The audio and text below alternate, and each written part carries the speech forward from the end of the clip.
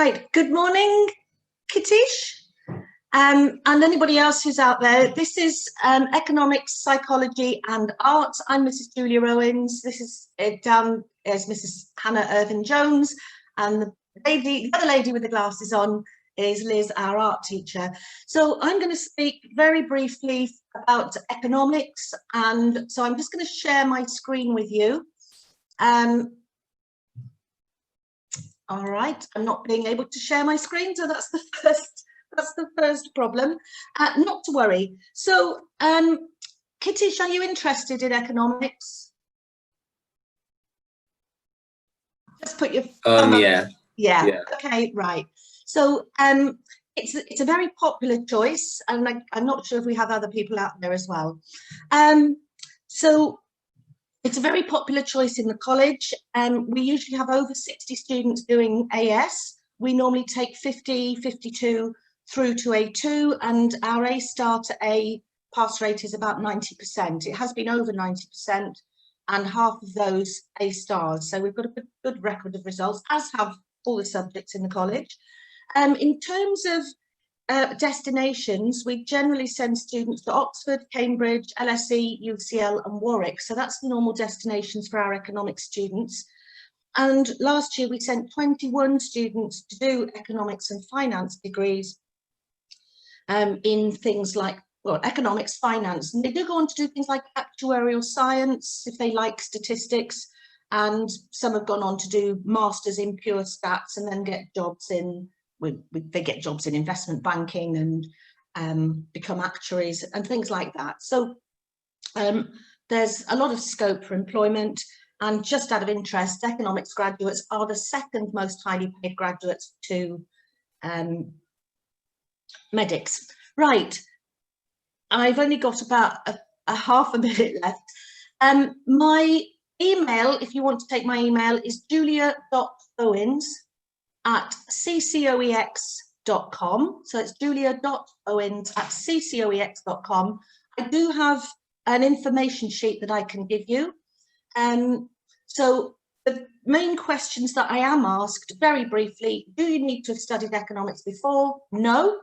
If you have, though, studied economics before, we would expect you to have a reasonable grade. We do require you to have an A in your GCSE maths and at least a B in GCSE or IGCSE English in order to do economics. If you're interested, drop me an email and I will be able to send you an information sheet and ask any other questions that you have.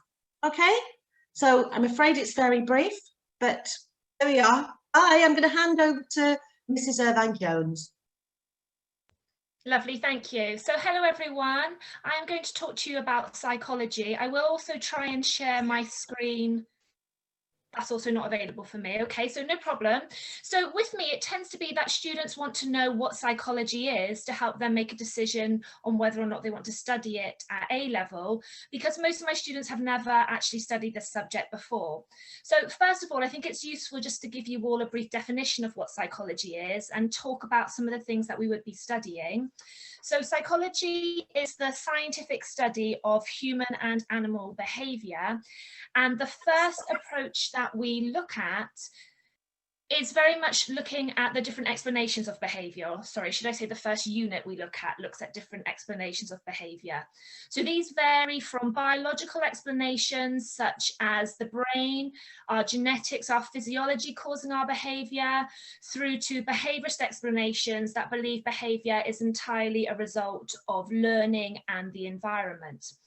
So that gives us the foundations of the first unit that you will study, and each of those approaches then we can use to look at different therapies such as psychosurgery, which is a biological therapy, through to cognitive behavioural therapy, a talking therapy from the cognitive approach, which, because they see behaviour being caused in different ways, then of course the ways to treat the behaviour will be different as well.